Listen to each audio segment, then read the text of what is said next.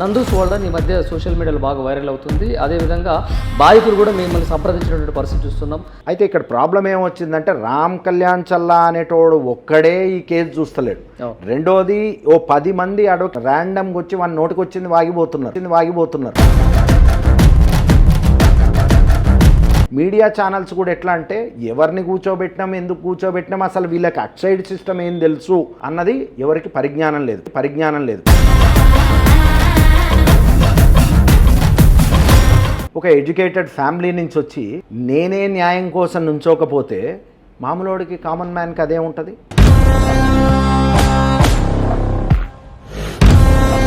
గోపాలకృష్ణ అనే వ్యక్తితో మేము మాట్లాడడం జరిగింది. అతను మధుకర్ అకౌంట్కి కొట్టాడు అమౌంట్ అని చెప్పేసి అంటున్నాడు, కానీ కంపెనీ అకౌంట్కి కొట్టలేదు. మీకు ఆ ప్రాసెస్ తెలియకుండా ఎవరికి దోచినట్టు వాళ్ళు అడ్వైజ్ ఇచ్చుకుంటా పోతే, ఎవరికి దోచింది వాడు వాక్కుంటా పోతే that has got nothing to do in actual filing of the complaint nor the action which will be taken in future.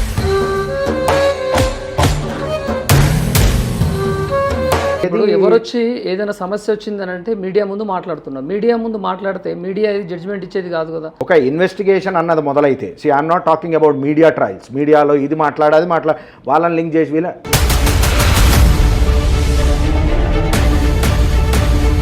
అప్పటి నుంచి ఇప్పటి వరకు వీళ్ళు ఎందుకు పోలీస్ స్టేషన్ దాకా పోలేకపోతున్నారు? ఒకవేళ పోలీస్ స్టేషన్ పోతే వాళ్ళు కేసు తీసుకోవట్లేదని అంటారు. కేసు తీసుకోలేనప్పుడు అన్ని లక్షల అమౌంట్ లాస్ అయినప్పుడు యాజ్ అడ్వకేట్ని అప్రోచ్ అవ్వే ఫెసిలిటీ ఉంది కదా మన దగ్గర. ఒకటి డబ్బులు వాపస్ రావడం ఫస్ట్ మార్గం, రెండోది వీళ్ళని ఎట్లయినా పంపించడం, రెండోది కాని పని. ఎవరైతే దీనికి పాల్పడరో వాళ్ళకి శిక్ష పడుతుందంటారా? 100% పడుతుంది.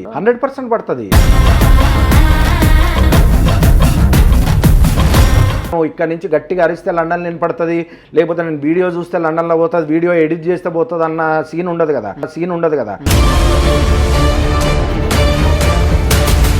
సామాజిక తెలంగాణ అంటూ పాంచజన్య పేరుతోటి ముందుకెళ్తున్నటువంటి కవిత తండ్రిని సైతం ఎదిరించింది అని అంటే తెలంగాణ ప్రజల శ్రేయస్సు కోసం అనుకోవచ్చా, లేకపోతే అధికారం కోసం అలా ఎంచుకుంది అనుకోవచ్చు? అధికారం అని మనం మాట్లాడుకుంటే చాలా చిన్న సబ్జెక్ట్ అది. జనసేన పార్టీ చీఫ్ అయినటువంటి పవన్ కళ్యాణ్ ఒక వ్యాఖ్య ఉద్దేశించి మాట్లాడినట్టు అనిపిస్తుంది. ఒక రంగేసుకుని సినిమాల్లో 2.5 గంటల్లో సినిమా అయిపోద్దన్న టైప్లో మాట్లాడే వ్యక్తుల మాటకి పెద్ద విలువ ఉందని అనుకోను. మాట్లాడేటోడికి ఓ అర్హత ఉండాలి. ఆ అర్హత లేకుండా అందనం ఎక్కిస్తే వాడు ఏమైనా మాట్లాడతాడు.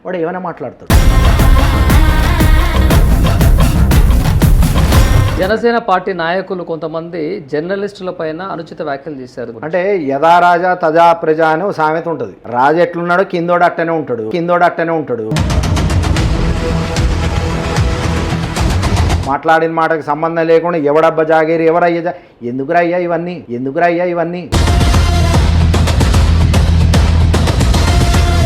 ఎస్పెషల్గా మీకు సీఎం రేవంత్ రెడ్డికి కూడా సన్నిహితం ఉంది అనే వార్తలు కూడా విన్నాం. మేబీ నాకు రేవంత్ రెడ్డి సీఎం ఎవరో నాకు తెలియకపోవచ్చు, కానీ అవసరం అయితే నేను ఏ పార్టీతోనే పనిచేస్తాను.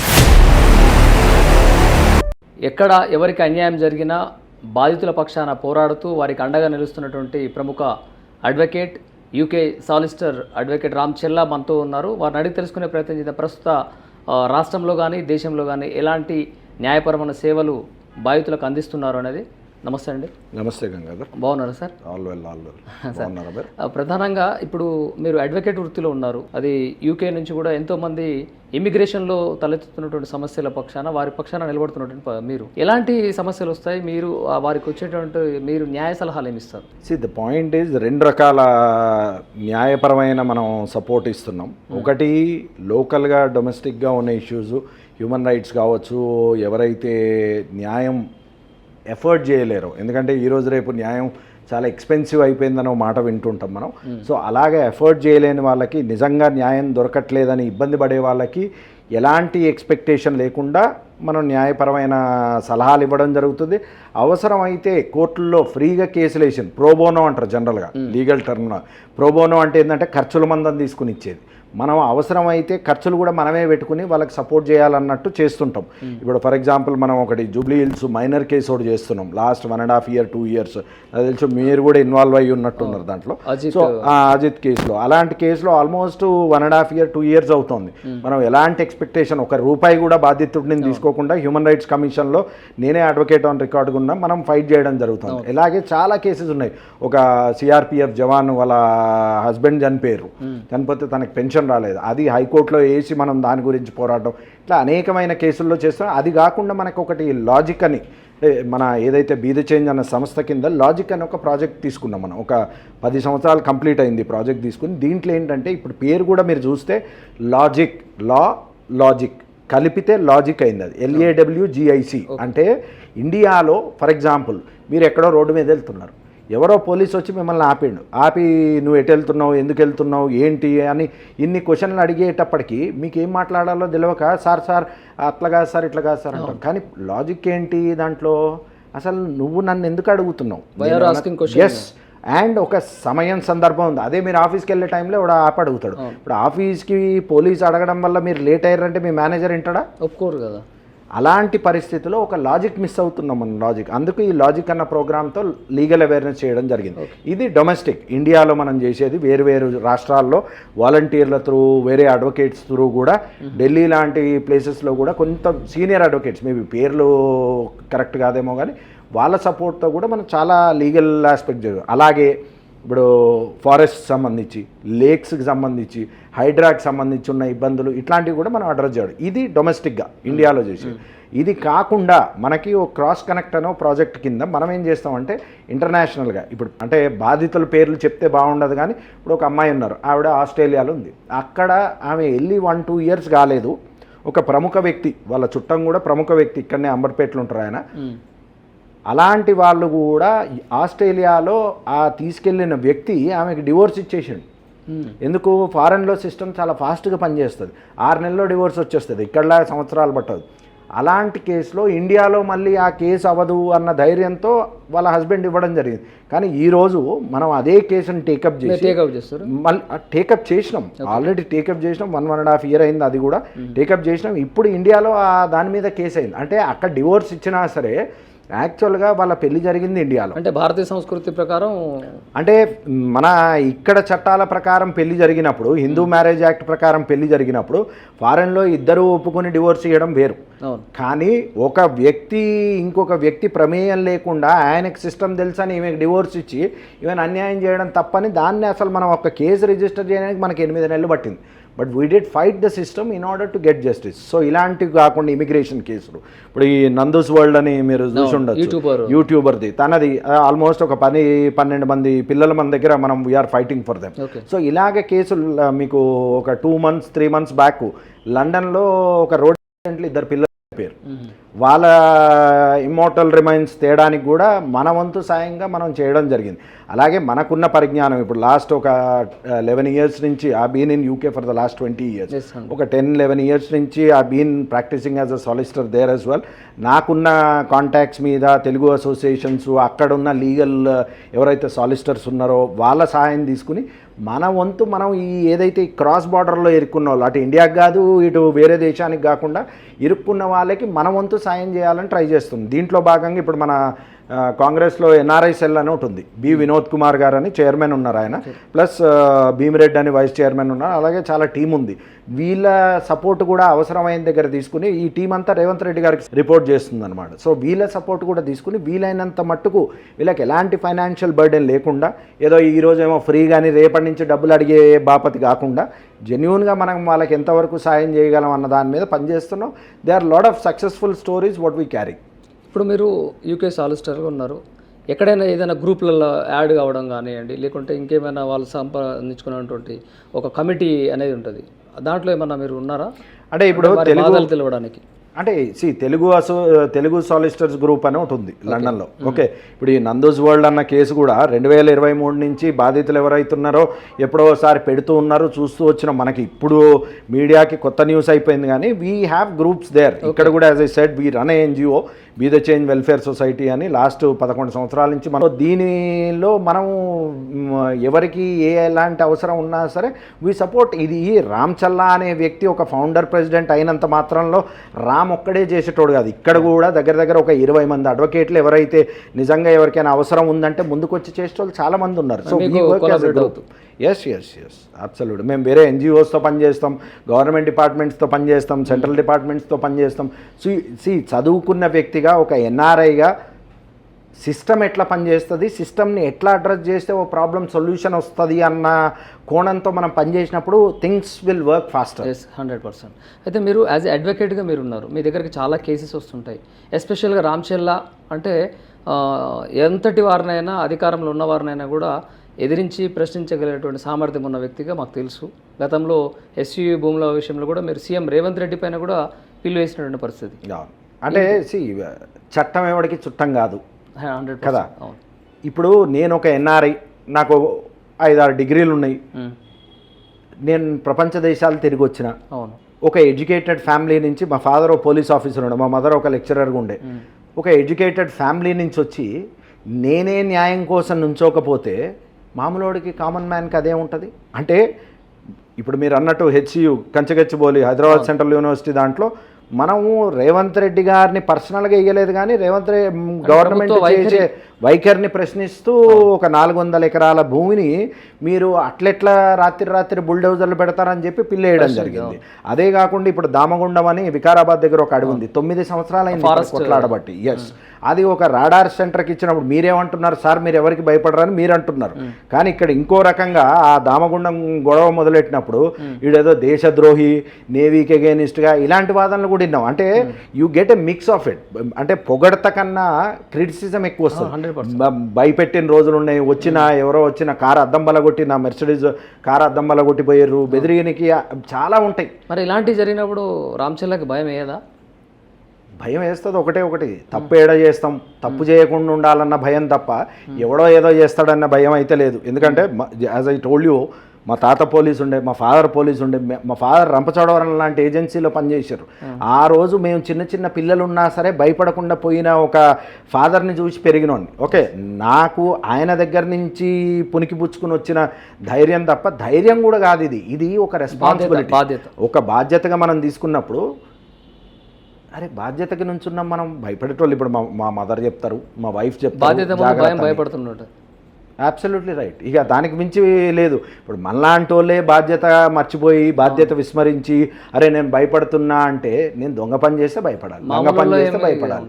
మామూలు దానికి నాకేం భయం, నేనేం తప్పు మాట్లాడతలేను, నేను ఎవడో నాకు ఇచ్చి నన్ను చేపిస్తున్నాడన్న భయం లేదు, ఎవడో బెదిరిస్తే ఆగిపోతానన్న ఆలోచన లేదు నాకు. అలాంటప్పుడు భయపడేదే ఉంటుంది అంటే. Super sir, super, absolute 100% great. Thank you. అయితే మీరు న్యాయ వ్యవస్థలో ఉన్నారు. న్యాయ వ్యవస్థలో ప్రభుత్వం చేసేటువంటి కొన్ని పనులకు కూడా అది ప్రజా శ్రేయస్సు కోసం మీరు పిలువేస్తున్నారు. ఇది ఒక వైపు. ఎస్పెషల్గా మీకు సీఎం రేవంత్ రెడ్డికి కూడా సన్నిహితం ఉంది అనే వార్తలు కూడా విన్నాం. అంటే అలాంటి టైంలో కూడా అది దృష్టిలో ఉంచుకోకుండా కూడా కేసు వేశారు, పిలువేశారు. అంటే సన్నిహితము అంటే అవసరమైతే నేను ఏ పార్టీతోనే పనిచేస్తాను. ఇప్పుడు మీరు రేవంత్ రెడ్డి గారు కాంగ్రెస్ గవర్నమెంట్ అని మాట్లాడుతున్నాం. నిజంగా ఇంతకుముందు మనం మాట్లాడుకున్న దాంట్లో ఎన్ఆర్ఐలకి ఏమైనా ఇబ్బందులు వస్తే ఫ్రీగా చేయడానికి ఒక ప్రజాభవన్లో ఎన్ఆర్ఐ సెల్ అని ఒక సెల్ ఉంది. ఆ సెల్కి పోయి మాకు అవసరం ఉందని అడుగుతాం మనం. అయితే మీరన్న దానికి రేవంత్ రెడ్డికి సన్నిహితుడు, రేవంత్ రెడ్డితో పనిచేసిండు అన్నదానికి 2018-19లో I worked as a strategist for Congress party. చాలా మందికి తెలియదు ఇది. ఇలా జరిగినప్పుడు ఆ రోజున్న టీఆర్ఎస్ ప్రభుత్వంకి ఎదురుగా మనం కొట్లాడినప్పుడు ఒక 119 కాన్స్టిట్యున్సీల్లో స్టూడెంట్స్ని, ఓయూ కానీ, జూనియర్ డాక్టర్స్ కానీ, ట్రాన్స్జెండర్స్ కానీ, ఐటీ ఎంప్లాయీస్ని కూడా అందరినీ ఒక తాటి మీదకి తీసుకొచ్చి బంగారు తెలంగాణ కోసం మళ్ళొక్కసారి గళమెత్తాల్సిన అవసరం వచ్చింది అన్న ఆలోచనతో నేను, మన జయవింద్యాల అని ఉన్నారు, జయవింద్యాల అమ్మ, మేము కలిసి ఒక 119 కాన్స్టిట్యున్సీల్లో 119 క్యాండిడేట్లు నిలబెడుతూ కాంగ్రెస్ పార్టీకి సపోర్ట్గా నుంచున్నాం. ఆ రోజు మాకు ఒక సందర్భంలో నిజంగా మేము లీగల్గా ఇరుక్కున్నప్పుడు కూడా we have approach Revanth Reddy గారు. ఓకే, మాకు మీరు రేవంత్ రెడ్డి సీఎం అంటే మేబీ నాకు రేవంత్ రెడ్డి సీఎం ఎవరో నాకు తెలియకపోవచ్చు, కానీ మాకు తెలుసున్న వ్యక్తి ఒక రేవంత్ అన్న అని మేము ముద్దుగా పిలుచుకునేది. ఆయన కొట్లాట తత్వంకి we're always a fan of him. ఆయన 18-19లో మాతో సపోర్ట్ నెట్వర్క్గా నుంచున్నారు. కానీ ఇప్పుడు మీరు అన్నదానికి సన్నిహితుడు అన్నదానికి ఆయన సీఎం అయిన తర్వాత కూడా ఏ రోజు నేను పోలేదు, పోయి నాకు ఏమి ఇస్తామని నేను అడగలేదు, ఆయన కూడా నన్ను పిలిపియలేదు. మరి రేవంత్ అన్న అని పిలిపించుకున్న మీరు ఎందుకు పోలేదంటారు? కారణం ఏదై ఉండొచ్చు. నేను బాధ్యతాయుతంగా పనిచేసే వ్యక్తిని. ఓకే, నాకు ఒక ఎక్స్పెక్టేషన్ ఉంటే నేను ఇక్కడ పనిచేసే కన్నా ఫారెన్లో నేనున్న జాబ్ కంటిన్యూ చేసుకుంటూ ఈ సగం టైం ఇండియాలో స్పెండ్ చేయడం. నెక్స్ట్ క్వశ్చన్ కూడా అది. అందరూ మన దేశంలో ఉండి చదువుకున్న తర్వాత అబ్రాడ్ వెళ్ళి అక్కడ ప్రాక్టీస్ పెట్టుకుంటూ అక్కడ ఏదైనా జాబ్ చేసుకుంటూ సంపాదించాలనుకుంటారు. కానీ మీరు అక్కడ నుంచి ఇక్కడ సేవ చేయడానికి ఉన్నారు. డిఫరెన్స్ ఏంటి మీ మనసులో ఉన్నటువంటి? I'll tell you one thing. ఇప్పుడు నేను మీరు చెప్పిన లాంటి వ్యక్తుల్ని ఒకప్పుడు 2014లో నేను మీలాగా చెప్పిన, యాజ్ ఐ సెడ్ మా ఫాదర్ ఈ was exemplary person for me. నాకు నా రోల్ మోడల్ అంటే నిజంగా చెప్పాలంటే మా నాన్న రైట్కి పోమంటే నేను లెఫ్ట్కి పోయేటం నిజంగా యూత్. కానీ ఒక చిన్న road accident I lost my father 2014లో. ఆయన రిటైర్ అయిపోయేటప్పటికి 4 సంవత్సరాలు చిన్న రోడ్ యాక్సిడెంట్లో. అంటే ఆ రోడ్ యాక్సిడెంట్లో ఒక సివిల్ కేసు అయింది, క్రిమినల్ కేసు అయింది. ఈ 2 కేసుల్లో నా లెక్కలో నాకు ఎక్కడ న్యాయం జరగలే. అప్పటికి మీరు ప్రాక్టీస్ అయిందా? అప్పటికి నేను అప్పుడు లా మొదలెట్టిన ఇంకా, ఎందుకంటే మా ఫాదర్కి లా అది నేను ఇక్కడ ప్రాక్టీస్ కాదు యూకేలో మొదలెట్టున్నాను నేను అప్పటికి. సో మా ఫాదర్ ఒక పోలీస్ డిపార్ట్మెంట్లో ఉండి, మా తాత పోలీస్ అయ్యి ఉండి, మా బావ పోలీస్ అప్పటికి. ఓకే, ఇంత పోలీస్ సర్కిల్లో పెద్ద పెద్ద తలకాయలు అందరూ తెలుసున్న వాళ్ళే, డిపార్ట్మెంట్లో పనిచేస్తూ ఒక పేరుండి మాకు తెలుసున్న వాళ్ళు. ఇప్పుడు అరవింద్ రావు సార్ ఉన్నారు, సార్ మాకు బాగా పరిచయం. చంద్రమౌళి ఎన్కౌంటర్ స్పెషలిస్ట్ ఉన్నారు, ఆయన మాకు బాగా క్లోజ్ అంకులు. ఇంతమంది ఉండి కూడా మనకి న్యాయం జరగలేదు. మీకే జరగలేదు, సామాన్యుడికి ఏం జరుగుతుంది ఒకటి. 2, మా ఫాదర్ ఎప్పుడు చెప్పేటోళ్ళు, నాన్న మన టాలెంటు మన దేశానికి ఉపయోగపడ్డప్పుడు గొప్పరా వచ్చే అని పిలిచేవారు. నేనన్నా నాకు ఇచ్చిన ఆస్తులు ఏం లేవు, చదువు సంస్కారం ఇచ్చినావు, నేను కూడా సంపాదించుకుని 4-4.5 లక్షలు టేక్ హోమ్, నా గ్రాస్ 6 లక్షలు ఏమో ఉండేది అప్పుడు. నేను కూడా సంపాదించుకొని నేను సంపాదించుకున్న తర్వాత డెఫినెట్గా వస్తా, చేద్దాం. అప్పటికి నాకు 60 ఏళ్ళకో చేద్దామని. ఎప్పుడైతే ఆయన లేరన్నది 24 గంటల్లో ఒక మనిషి లేరన్నది రియలైజ్ అయినానో, నా ముందు మిగిలింది ఒకటి, ఆయన లేరు ఫిజికల్గా, ఆయన ఆలోచనని ముందుకు తీసుకు ఆశయాలు ఆయన చెప్పిన సిద్ధాంతాన్ని మనం 10 మందికి పనికి రావాలన్న దాన్ని డైజెస్ట్ చేసుకుందుకు నాకు 6 నెలలు పట్టింది.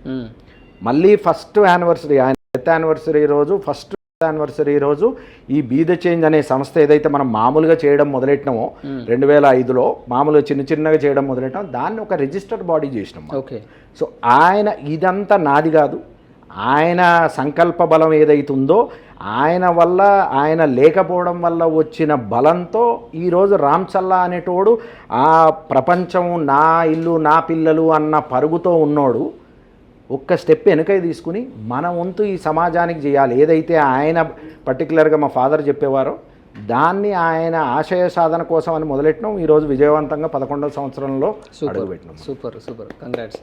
ఇలాగే ముందుకు వెళ్ళాలి బీ ద చేంజ్ ఆర్గనైజేషన్. అయితే జనరల్గా ఇండియన్స్ మన దగ్గర ఉన్నటువంటి విద్యార్థులు కావచ్చు, ఉద్యోగం కోసం వెళ్ళేవాళ్ళు అబ్రాడ్ వెళ్ళాలి, అక్కడ సెటిల్ అవ్వాలంటే ప్రాథమికంగా ఇక్కడ ఉన్నటువంటి ఏజెన్సీల వల్ల చాలామంది మోసపోతున్నారు. అంటే ఏది సరైనటువంటి ఏజెన్సీ అనేది తెలియదు, ఎక్కడ ఎవరితో అప్రోచ్ అయితే అక్కడికి పోయి వచ్చి మంచిగా జాబ్ చేయొచ్చు అనేది కూడా తెలియదు. దీని విషయంలో మీరు ఇచ్చే సలహా? ఫస్ట్ థింగ్ ఏంటంటే ప్రతి ఒక్కరూ ఫారెన్ వెళ్ళాలి. 2 రకాలు నా లెక్కలో నేను చెప్తా. ఇద్దరు ఫారెన్ గురించి మాట్లాడేటోళ్ళు ఇద్దరు. ఒకడు వెళ్ళలేనోడు, ఒకడే వెళ్ళగలిగినోడు. ఓకే, వెళ్ళలేనోడల్లా ఏం చెప్తాడంటే ఫారెన్ పోయి వేస్ట్ అంటాడు, వెళ్ళగలిగినోడు ప్రయత్నం చేసుకుని పోతాడు. అంటే సమాజంలో ప్రతి ఒక్కడికి దేశం దాటాలని ఉంటుంది ఏదో రకంగా. ఓకే, వెళ్ళలేనోడు వేస్ట్ అంటాడు. కానీ అందరికి వెళ్ళాలన్న ఆశ నేను చూసినా కదా, అందరికి most of the people are interested. Okay, ఏదో భార్యాభర్తలు ఉంటే భర్తకి ఇంట్రెస్ట్ లేకపోతే భార్యకైనా ఉంటుంది, భార్యకి లేకపోతే భర్తకి. సో ఇది మనం చెరిపేయలేం, అది ఉన్న ఫ్యాక్ట్. నన్ను అడిగితే యాజ్ యంగ్స్టర్స్గా, నేను కూడా ఒక యంగ్స్టర్గా ఒక వర్క్ పర్మిట్ మీద యూకే వెళ్ళడం జరిగింది. ఓకే, నేను ఇక్కడ నేర్చుకున్న దానికన్నా నేను ప్రపంచం చూసి ఇండియా దాటి నేర్చుకున్నవి చాలా ఉన్నాయి. ఓకే, అందరూ వెళ్ళాలనే కోరుకుంటు. ఇప్పుడు మీరు అడిగిన క్వశ్చన్లో ఎవరు రైటు ఎవరు రాంగ్ ఓకే అన్నది వ్యాలిడేట్ చేయడానికి there are always systems in place. Okay, మనం ఏం చేయాలంటే ఒక్క స్టెప్ ముందు వేసే ముందు ఒకసారి ఆలోచించుకుని మనకి తెలుసున్న వాళ్ళు, మనకి ఆల్రెడీ అక్కడ ఉన్న వాళ్ళు ఎవరైనా ఉన్నారా అన్న వ్యాలిడేషన్ ఒకటి చేసుకోవాలి. రెండోది, ఏదైనా ఇబ్బంది జరిగినప్పుడు వెంటనే we should voice out and reach out to the departments which are involved. Okay, ఉత్తినే ఉర్రడం వల్ల లేకపోతే నాలో నేను పెట్టుకుంటా, నాలో నేను సఫర్ అవుతా అన్నది ఉండదు. ఎందుకంటే ఒకసారి మనం దేశం దాటి వేరే దేశంలోకి ఎంటర్ అయిన తర్వాత మనకి తెలిసినా తెలియకపోయినా వాని రాడార్లోకి మనం వెళ్ళిపోయినాం, వాని జ్యూరిస్డిక్షన్లోకి వెళ్ళిపోయినాం. ఒక వర్డ్ ఉంటుంది లాలో, ignorance is not an excuse.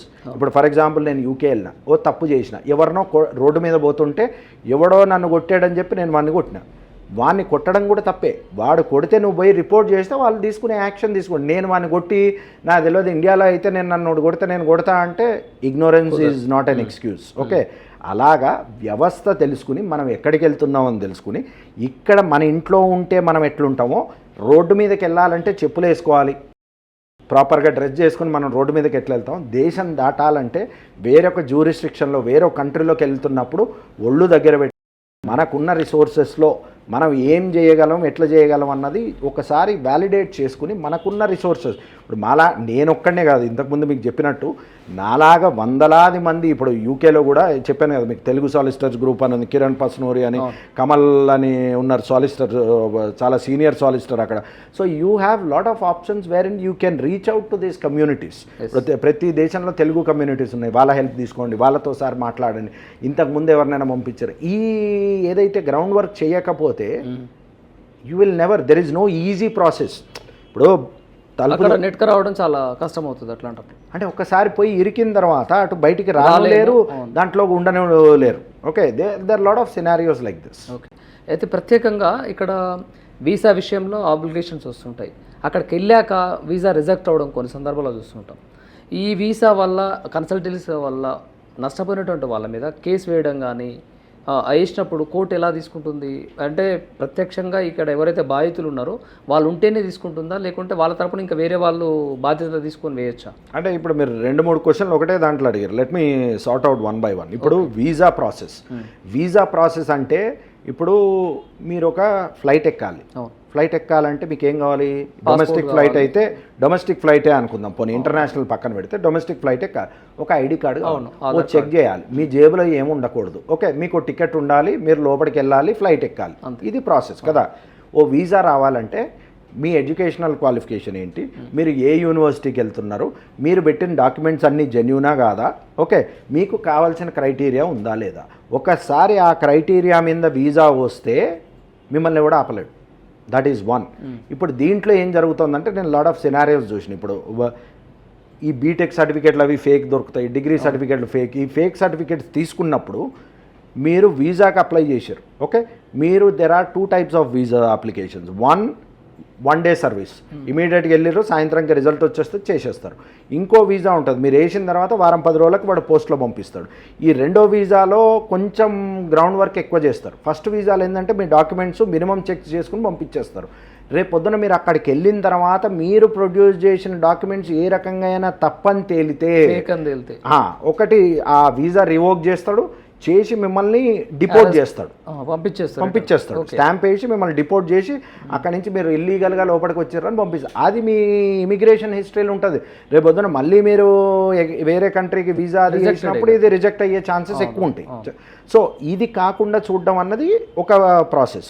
So వీళ్ళు ఈ కన్సల్టెన్సీలు ఇవి మనం అనుకున్నాయి, there are lot of good consultancies, there consultancies who want to make money. So అది మనం ఇంతకుముందు మాట్లాడుకున్నట్టు అది వ్యాలిడేట్ చేసుకోవడం అందరి రెస్పాన్సిబిలిటీ. పేరెంట్స్ రెస్పాన్సిబిలిటీ, డబ్బులు పెట్టడమే కాదు, పేరెంట్స్ రెస్పాన్సిబిలిటీ. పిల్లలు కూడా కరెక్ట్ డాక్యుమెంట్స్ పెట్టి ఉన్న దాంతోనే వెళ్ళండి, లేని దాంతో వెళ్ళి అక్కడ ఇబ్బందులు పడద్దు అన్నది ఫస్ట్ మీరు అడిగిన దాంట్లో సబ్జెక్ట్. రెండోది ఏంటంటే ఇప్పుడు వీళ్ళు అక్కడికి వెళ్ళిన తర్వాత ఎలా వ్యవస్థ వర్కౌట్ అవుతుంది అన్నది మనం మాట్లాడుకున్నాం. ఏంటంటే system is system for anybody, అంతే. ఓకే, దాన్ని మార్చడం ఎవరి తరం కాదు. మీరు అసలు ఇల్లీగల్గా ఎంటర్ కావద్దు. అంటే మీరు ఒకరి ఇంట్లోకి వాళ్ళ పర్మిషన్ లేకుండా ఎంటర్ అయితే ఎంత తప్పు చేస్తున్నావో దానికి 100 రెట్లు పవర్ఫుల్. ఎందుకంటే నువ్వు ఒక సిస్టమ్ ప్లేస్లో ఉన్న తర్వాత ఆ సిస్టమ్ని నువ్వు నీకు దోచినట్టు బైపాస్ చేసుకుని నువ్వు దాన్ని ఏదో గెలిచినా అనుకుని నువ్వు వెళ్ళినప్పుడు అక్కడ ఇరుక్కున్నప్పుడు you have to face the consequence. Right. Nandu's world ఈ మధ్య సోషల్ మీడియా మీడియాలో బాగా వైరల్ అవుతుంది. అదేవిధంగా బాధితులు కూడా మిమ్మల్ని సంప్రదించినటువంటి పరిస్థితి చూస్తున్నాం. దాంట్లో మీరు కూడా వన్ ఆఫ్ ద అడ్వైజర్, అంటే లీగల్ టీంలో కూడా మీరు సలహాలు కానీ మీ దగ్గరకు వచ్చినటువంటి పరిస్థితి చూస్తున్నాం. గోపాలకృష్ణ అనే వ్యక్తితో మేము మాట్లాడడం జరిగింది. అతను మధుకర్ అకౌంట్కి కొట్టాడు అమౌంట్ అని చెప్పేసి అంటున్నాడు, కానీ కంపెనీ అకౌంట్కి కొట్టలేదు. ఇలాంటి సమయంలో కోర్టుకి ఎలా అప్రోచ్ అవ్వచ్చు, ఎలా సాధ్యమవుతుంది ఇది? అంటే నందూస్ వరల్డ్ దాంట్లో లాజిక్ ఎక్కడొచ్చిందంటే, ఇప్పుడు వేరు బాధితులు ఉన్నారు, ఒక్కరే కాదు. ఇప్పుడు ఆంధ్రా నుంచి ఉన్నారు, తెలంగాణ నుంచి ఉన్నారు, కేరళ నుంచి ఉన్నారు, లోకల్గా యూకేలో ఉన్న వాళ్ళు చాలామంది ఉన్నారు, అక్కడే ఇరుక్కుని ఉన్న వాళ్ళు. ఓకే, వాళ్ళు అక్కడ లోకల్గా క్యాష్ ఇచ్చిన వాళ్ళు ఉన్నారు, లోకల్గా క్రెడిట్ ఇచ్చిన వాళ్ళు ఉన్నారు. అల్టిమేట్గా ఓకే, ఎవరైతే ఈ ఫ్రాడ్కి పాల్పడ్డారో వీళ్ళు చేసిరనడానికి బాధితుల్లో చాలామంది దగ్గర రిలేటెడ్ డాక్యుమెంట్స్ ఉన్నాయి. అయితే ఇక్కడ ప్రాబ్లం ఏమొచ్చిందంటే, రామ్ కళ్యాణ్ చల్లా అనేటోడు ఒక్కడే ఈ కేసు చూస్తలేడు.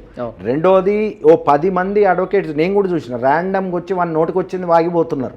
మీడియా ఛానల్స్ కూడా ఎట్లా అంటే, ఎవరిని కూర్చోబెట్టినాం, ఎందుకు కూర్చోబెట్టినాం, అసలు వీళ్ళకి అక్సైడ్ సిస్టమ్ ఏం తెలుసు అన్నది ఎవరికి పరిజ్ఞానం లేదు. ఫస్ట్ ఆఫ్ ఆల్ ఓకే, మీకు ఆ ప్రాసెస్ తెలియకుండా ఎవరికి దోచినట్టు వాళ్ళు అడ్వైజ్ ఇచ్చుకుంటా పోతే, ఎవరికి దోచింది వాడు వాక్కుంటా పోతే, that has got nothing to do in actual filing of the complaint nor the action which will be taken in future. Okay, వెనక్కి వద్దాం మళ్ళీ. ఇప్పుడు మీరు అడిగిన దాంట్లో వాడు ఎవరికైనా డబ్బులు ఇచ్చి ఉండొచ్చు, ఏ రకంగా అయినా ఇచ్చి ఉండొచ్చు, ఏమైనా చేసి ఉండొచ్చు. That has got nothing to do with it. Okay, ఇప్పుడు డబ్బులు ఇచ్చిండు, ఒక పర్పస్లు ఇచ్చిండు, ఒక రీజన్స్ ఇచ్చిండు. ఓకే, ఫర్ ఎగ్జాంపుల్ నాకు ఇవ్వాల్సిన డబ్బులు నేనేమంటా అంటే మీకు ఇవ్వమని చెప్పిన, అవునా? ₹1 ₹2 కాదు.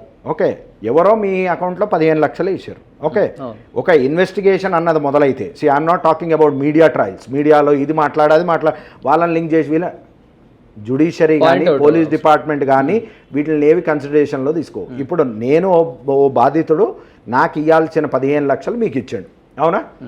రేపు ఇన్వెస్టిగేషన్ మొదలైనప్పుడు పోలీస్ ఏమంటుందంటే, నువ్వు ఇవ్వాల్సిన నీ కంప్లైంట్, ఆ బాధితుడు కంప్లైంట్ తీసుకున్నది, నీకు 15 లక్షలు ఇచ్చిన లేదు, ఎక్కడ ఇచ్చిండో చూపి అంటే, ఇప్పుడు పోలీసులు అడగాలంటే ఫస్ట్ పోలీసులకి సరైనటువంటి కంప్లైంట్ ఇవ్వాలి కదా. ఇప్పుడు మీడియా అదే అంటారు. నేను ఇప్పుడు ఎవరైనా సరే, నేను కూడా ఈ బాధితులు కూడా చెప్తున్నా. ఇప్పుడు ఆంధ్రాలో ఒక సిస్టమ్ ఫాలో అవ్వచ్చు, తెలంగాణలో ఒక సిస్టమ్ ఉంటుంది.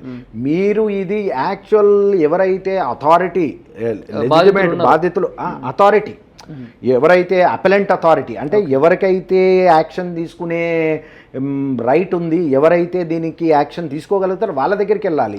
మీరు ఎంతసేపు మీడియాకి తిరగడం వల్ల ఎవరొచ్చి ఏదైనా సమస్య వచ్చిందని అంటే మీడియా ముందు మాట్లాడుతున్నారు. మీడియా ముందు మాట్లాడితే మీడియా జడ్జిమెంట్ ఇచ్చేది కాదు కదా, ఎట్లా చూడవచ్చు? అదే అంటే ఇప్పుడు మనం మీడియాని కూడా అనలేం.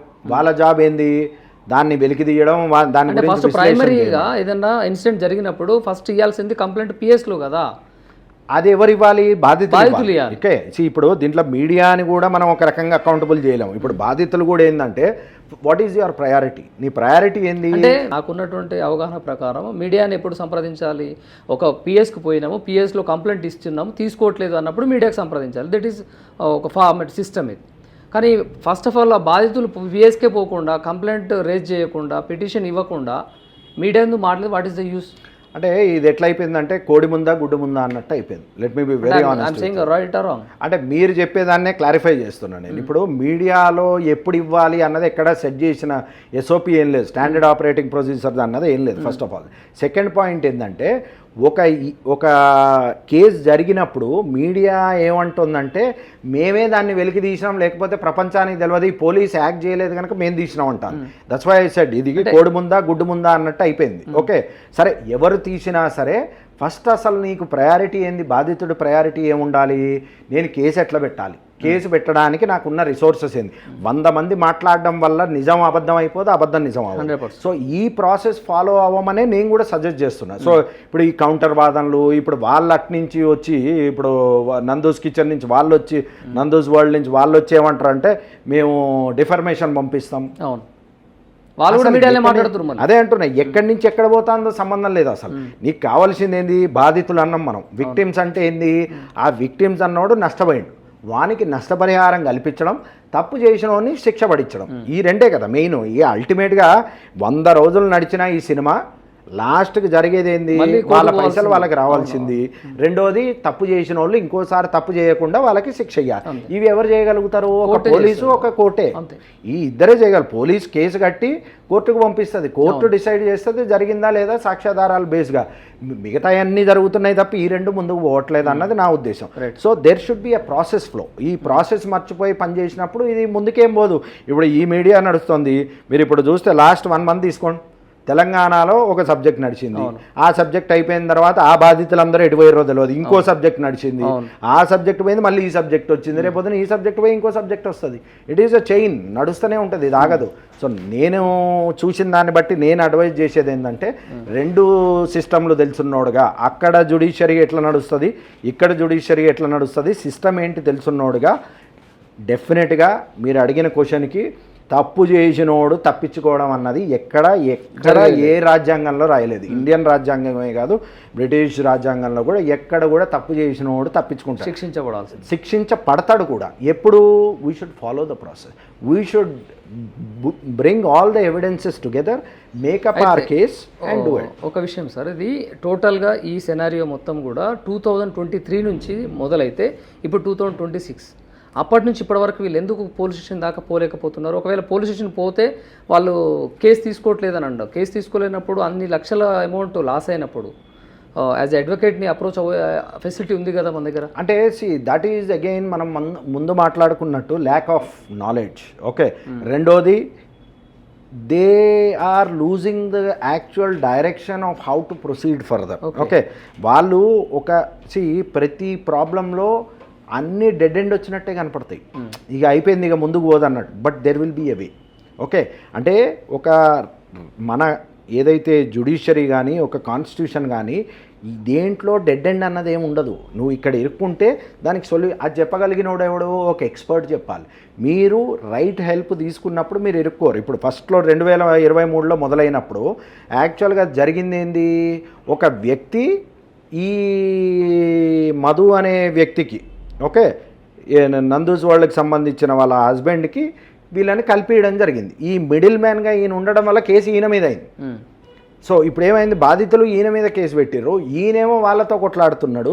అసలు ఇది ఎక్కడ ఒడవని ముచ్చాడు ఫస్ట్ది. రెండోది ఏంటంటే, బాధితులు అందరూ ఉన్నప్పుడు ఇప్పుడు మనం అనుకున్నట్టు ఎవరో ఒక పిల్లడు ఉన్నాడు, వరంగల్ అబ్బాయి, ఆ అబ్బాయి ఒక వీడియో పెట్టిండు మొన్న, దాంతో యాక్చువల్గా ఈ సబ్జెక్ట్ బయటకు వచ్చింది. ఇంతమంది ఉన్నారని అంటే, ఒకడు లేచి నాకు అన్యాయం జరిగిందని అరిస్తే 10 మంది లేచారు, 10 మంది అరవడం మొదలెడితే 100 మంది లేచారు. కానీ ఎప్పుడైతే వ్యవస్థ మీద నమ్మకం ఉండదో, వ్యవస్థ ఎట్లా పనిచేస్తుందన్న అవగాహన ఉండదో, ఇలాంటి మిస్టేక్స్ జరుగుతూనే ఉంటాయి. అంటే ఇన్ని రోజులు ఒక చట్టం ఉన్నది, ఒక సిస్టమ్ ఉన్నది, సిస్టమ్కి మిస్ అయ్యారు అంటే lack of education, lack of awareness, lack of thinking beyond the box. Dead end వచ్చింది, ఆగిపోయినాం అన్నట్టు ఆగిపోయారు అన్నది నా ఉద్దేశం. అంటే సిఓఎస్ కాజ్, దీనివల్ల వీసా ప్రాబ్లం వల్ల ఇరుక్కపోయిన వాళ్ళు కావచ్చు, లాస్ అయిన వాళ్ళకి భవిష్యత్తులో ఏమైనా న్యాయం జరిగే విధంగా కోర్టులు కానివ్వండి, ఏమైనా మీరు అన్నట్టుగా పెద్ద మనుషులు వేరే వాళ్ళు ఆ సిస్టమ్ అంటే మాట్లాడి మధ్యలో ఇది తేల్చుకున్నాడు అంటే, లాట్ ఆఫ్ కేసెస్ ఉన్నాయి, ఫైల్స్ చాలా ఉన్నాయి, చాలా కేసులు పెండింగ్లో ఉన్నాయి. దీన్ని బయటపడే సిస్టానికి ఏమైనా మార్గం? I'll tell you, మార్గం అంటే 2 మార్గాలు. అడల్టరీ ఒకటి డబ్బులు వాపస్ రావడం ఫస్ట్ మార్గం, రెండోది వీళ్ళని ఎట్లయినా పంపించడం రెండోది కాని పని.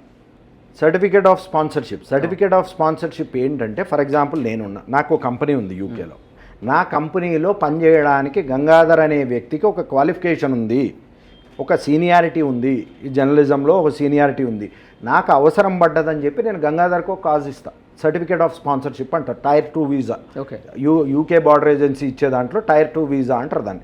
ఆ వీసా ఇచ్చినప్పుడు గంగాధర్ల అనే వ్యక్తికి నేనేమి ఎక్స్పెక్ట్ చేయాలి, గంగాధర్ ఎందుకు నా దగ్గరకు వచ్చి పని చేస్తాడు, నాకు గంగాధర్ అవసరం ఉంది, నేను ఎందుకు డబ్బులు అడుగుతా, గంగాధర్ కూడా ఇయ్యాడు, ఎందుకు నా స్కిల్ మీద నేను వస్తున్నా, సార్ మీకు కావాలంటే తీసుకోండి లేకపోతే మానేయండి అంటాడు. అవునా? అలాంటి దాంట్లో ఫస్ట్ వీళ్ళు డబ్బులు తీసుకోవడమే తప్పు. ఓకే, జెన్యూన్ కంపెనీ, నేను చెప్పే రీజను యూకే బార్డర్ ఏజెన్సీకి నేను చెప్పే రీజన్ కరెక్ట్ అయ్యి నేను గంగాధర్కి స్పాన్సర్షిప్ ఇచ్చినప్పుడు గంగాధర్ నాకేం డబ్బులు ఇయ్యాడు, గంగాధర్ని ఆపే రైట్ ఎవరికి లేదు. సో ఈజీగా రావాలి. కానీ ఈ సినారియోలో జరిగింది ఏంటంటే, వాళ్ళు ఒక 9 కంపెనీలు పెట్టుకున్నారు, ఆ కంపెనీల మీద వాళ్ళు యూకేబీఏ ఒక ఆథరైజేషన్ ఇస్తుంది 6 months 1 year ఆ బిజినెస్ రన్ అయిన తర్వాత వర్క్ పర్మిట్లు ఇవ్వడానికి వాళ్ళకు ఒక లైసెన్స్ ఇస్తారు.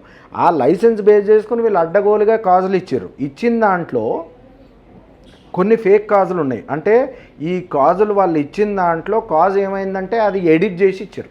ఇదేం ఫస్ట్ టైం జరిగింది కాదు. 20 సంవత్సరాల్లో నేను వేల కేసులు చూశాను. ఓకే, మన వాళ్ళు కానీ ఇండియన్స్ కానీ వేరే కంట్రీస్ వాళ్ళు కానీ దొంగ కాజులు ఇవ్వడం, దొంగ కంపెనీలు పెట్టడం, దొంగ కంపెనీల మీద ఇవ్వడం ఇది జరుగుతూనే ఉంది. ఒక ఊర్లో మనము వచ్చినప్పుడు అడ్రస్ తెలియకపోతేనే చాలా ఇబ్బంది పడతాం.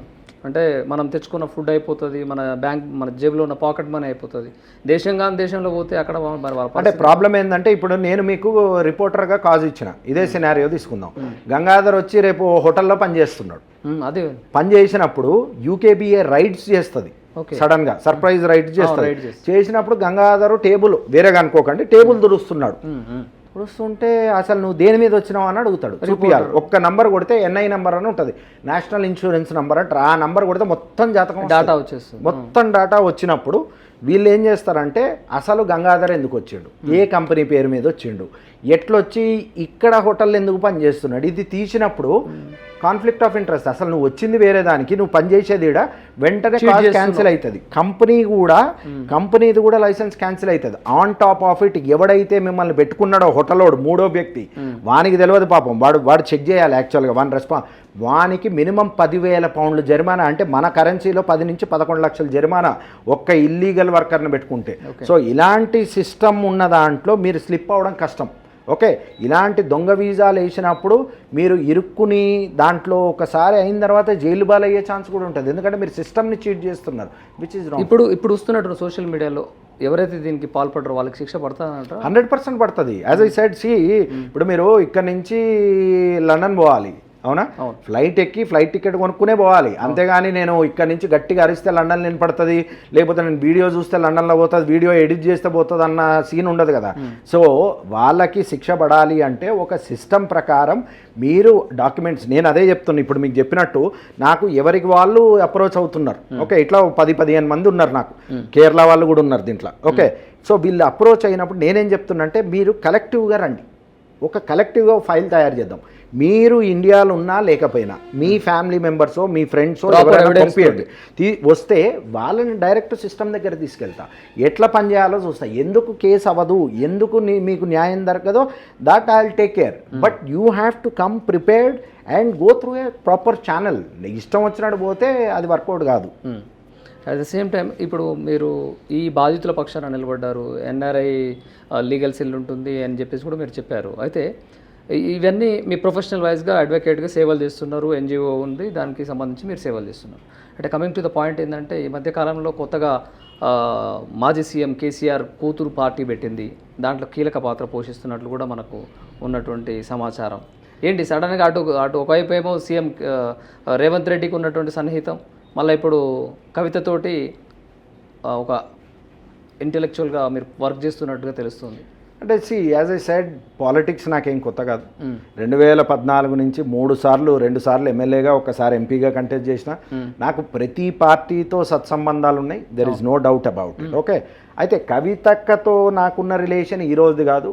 ఆవిడ లండన్ వచ్చినప్పుడు కానీ, నేను చేసే కార్యక్రమాల్లో కానీ, always she was the one who has appreciated our work.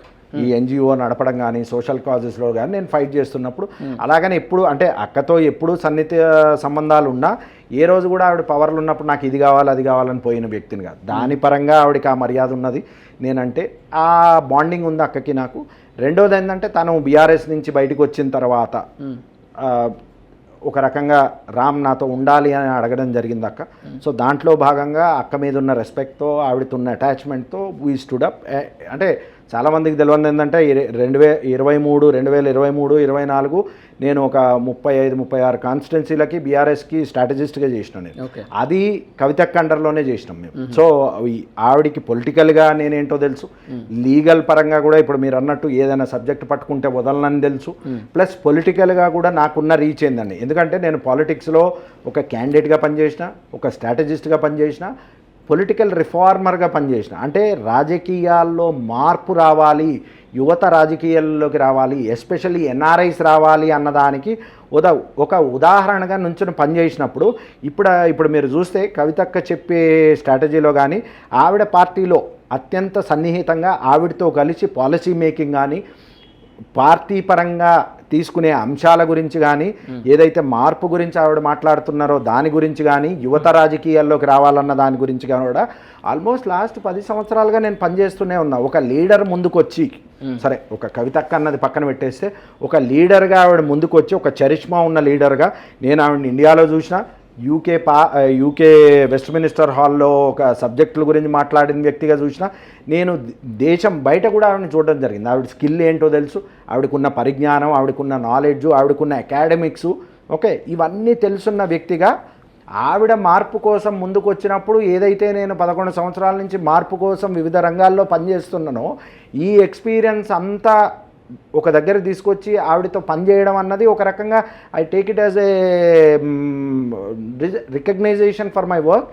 And కొత్త లీడర్ వచ్చినప్పుడు, రాజకీయాల్లో కొత్త లీడర్ వచ్చినప్పుడు, ఇప్పుడు తమిళనాడులో విజయ్ వచ్చిండు మార్పు కోసం అన్నారు, ఓకే, అలాగా యువత రాజకీయాల్లోకి వచ్చినప్పుడు కొత్త వాళ్ళు రాజకీయ పార్టీగా పెట్టి రాజకీయ శక్తిగా ఎదిగినప్పుడు ఏమవుతుందంటే సమాజంలో ఎంతో కొంత మార్పు జరుగుతుంది. ఆ మార్పు జరుగుతుందన్న నమ్మే వ్యక్తిగా, మార్పు కోసం పనిచేసే వ్యక్తిగా ఐఎమ్ ఆల్వేజ్ విత్ కవితక్క. అయితే సామాజిక తెలంగాణ అంటూ పాంచజన్య పేరుతోటి ముందుకెళ్తున్నటువంటి కవిత ఈ తెలంగాణ సమాజం కోసం కావచ్చు, ప్రజల సంక్షేమం కోసం కావచ్చు, తండ్రిని సైతం ఎదిరించింది అని అంటే తెలంగాణ ప్రజల శ్రేయస్సు కోసం అనుకోవచ్చా, లేకపోతే అధికారం కోసం అలా ఎంచుకుంది అనుకోవచ్చా? ఒక్కటి అధికారం అని మనం మాట్లాడుకుంటే చాలా చిన్న సబ్జెక్ట్ అది, ఓకే.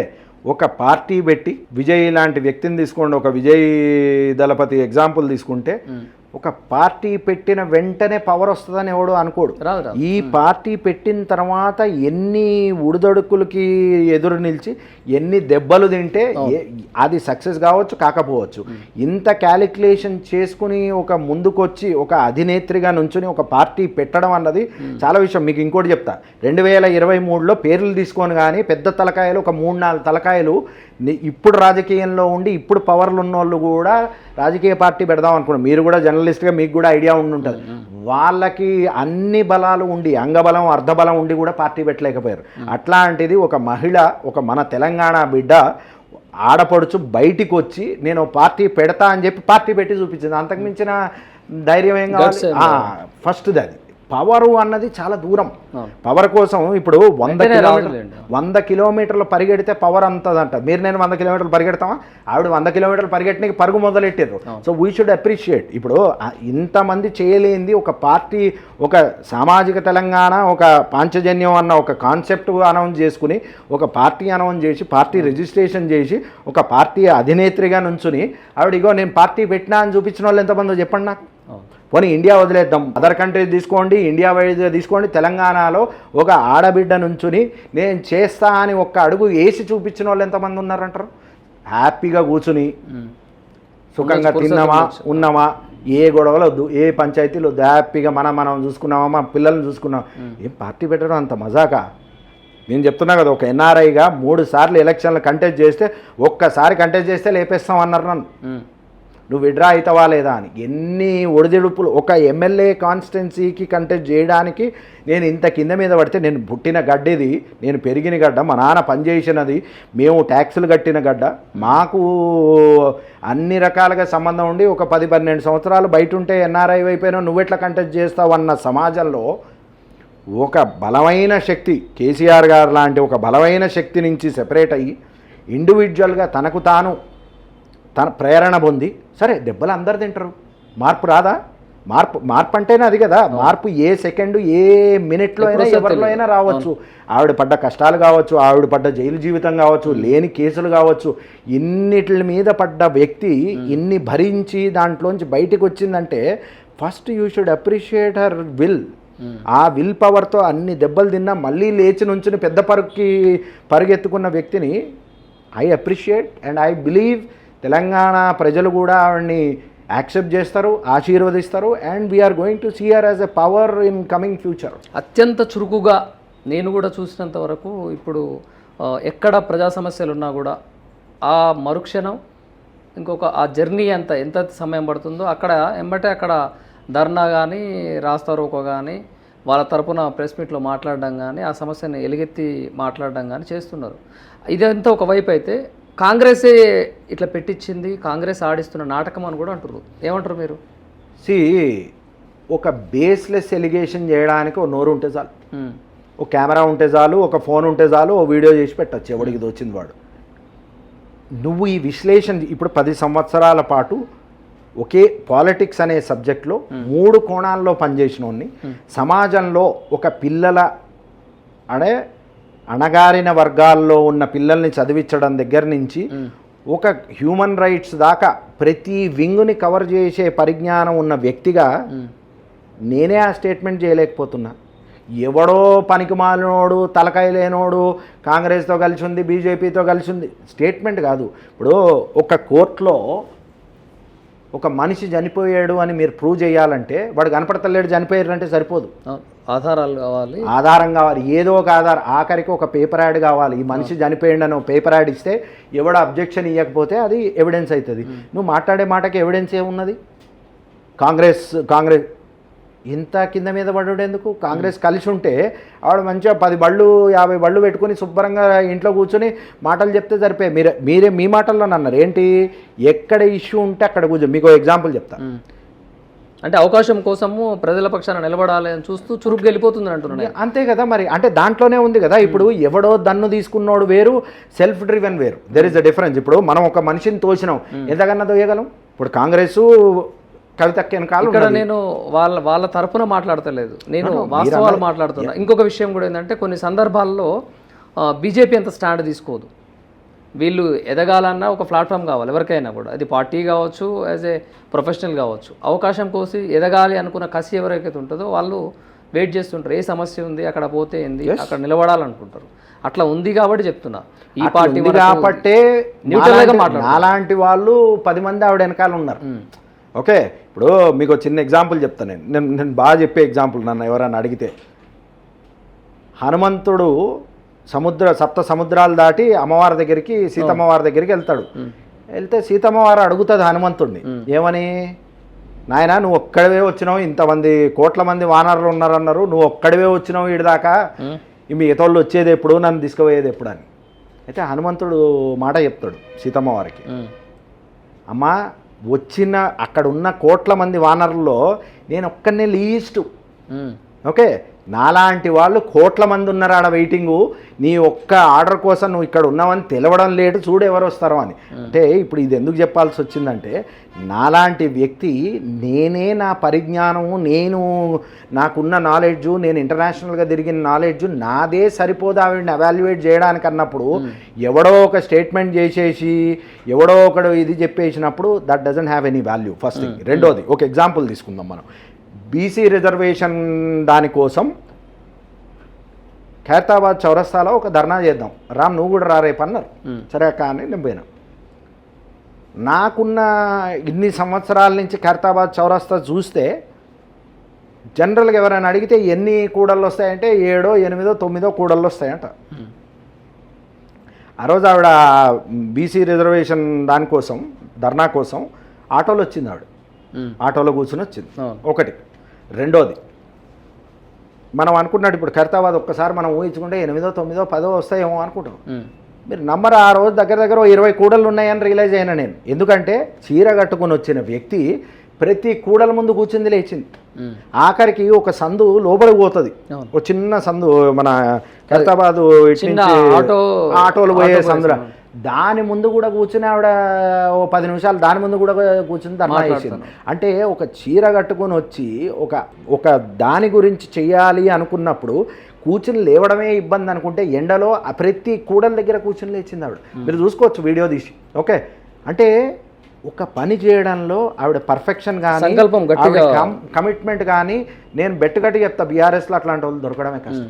బీఆర్ఎస్లో మీరు ఎతికినా సరే, పెద్ద లీడర్ల కన్సిడరేషన్ చేసినా సరే, ఆవిడకి సరి సమానమైన మొండితనం ఉన్న వాళ్ళు అయితే లేరు. పట్టుదల, మొండితనమే అంట నేను. పట్టుదల కన్నా మించి మొండితనం గొప్పది. ఆవిడ పట్టుబడితే అది ఏమైనా. అడ్వకేట్గా ఉన్నటువంటి మీరు రాబోయే రోజుల్లో ఎలా చూస్తాం మేము, ప్రజలు కూడా ఎలా చూస్తారు? చూడ్డానికి కొత్తగా రామ్ చల్లాని చూసేదే ఉండదు. అడ్వకేట్గా ఉన్నా, ఒక సోషల్ యాక్టివిస్ట్గా ఉన్నా, ఒక ఎన్ఆర్ఐగా ఉన్నా, పొలిటీషియన్గా ఆల్రెడీ ఉన్నా, ఎవరు ఎలా చూడాలనుకుంటే అట్లా.